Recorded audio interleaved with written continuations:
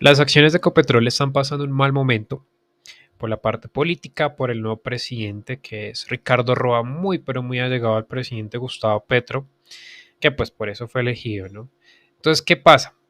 Este nuevo presidente dijo algo que pues genera nerviosismo en los inversionistas y es al decir que no habrá más contratos petroleros de exploración petrolera y que vamos a depender prácticamente de los que hay, que posiblemente nos toque comprar gas a Venezuela. Voy a explicar lo que dijo con un ejemplo muy dinámico y por ejemplo, yo vendo huevos. Para tener esos huevos necesito gallinas. Esos huevos lo vamos a ver como petróleo. Las gallinas las vamos a ver como las exploraciones petroleras. Entonces, al yo decir que ya no voy a tener más exploración petrolera, es igual al decir que no voy a tener más gallinas. ¿Qué pasa? Las gallinas se van a enfermar, se van a envejecer, van a morir. ¿Quién me va a dar los huevos? Es a lo que voy.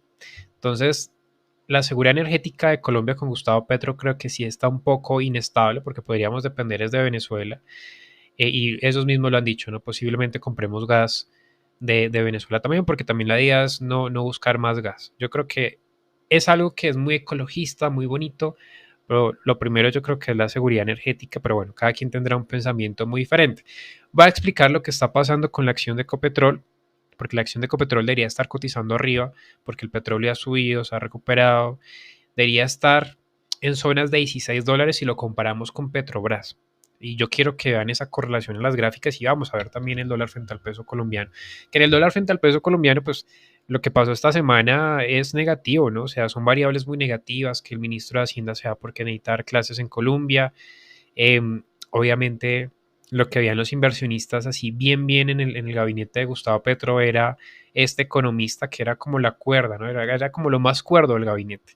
Entonces vamos a ver esos dos activos, Ecopetrol, el dólar frente al peso colombiano y comparar Petrobras. Estamos en gráficos de 4 horas. Las acciones de Ecopetrol en la bolsa de Nueva York. Aquí fue cuando Gustavo Petro quedó presidente, elegido, las acciones se fueron para el carajo, en las últimas semanas con este señor Ricardo Rueda, pues volvieron a bajar las acciones y prácticamente se acercan a mínimos del 2020, que esto fue cuando llegó la pandemia, el petróleo llegó a cotizar en territorio negativo, pero ¿qué encuentro yo? ¿Y en dónde debería estar cotizando pronto si no hubiera tanta incertidumbre por la parte política, que la izquierda, que el cambio climático, todo eso?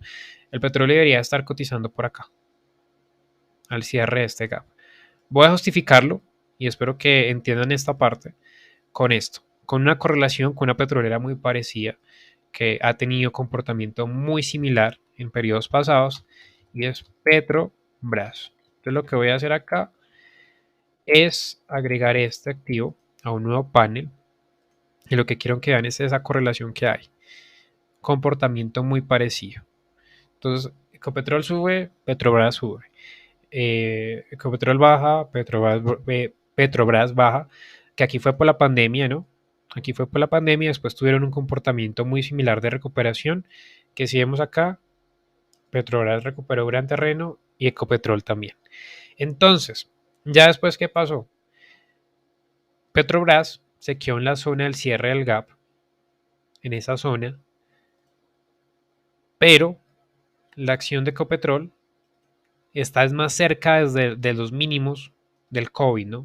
O sea, está más cerca de esta zona. Arriba es la acción de Ecopetrol. El precio está más cerca de esta zona. Y el precio, si lo comparamos con Petrobras, que ha estado subiendo bien, interesante de pronto en las últimas, yo diría en las últimas semanas, deberíamos estar cotizando al cierre del gap. En esta zona de los $16 aproximadamente, que sí lo está haciendo prácticamente la acción de Petrobras, ¿no? Entonces sí hay una diferencia, sí está influyendo la parte política de manera negativa, lamentablemente, en la acción de Ecopetrol, que pues, es una acción que yo digo, uf, es patrimonio colombiano de las personas, que hay que cuidar esa empresa.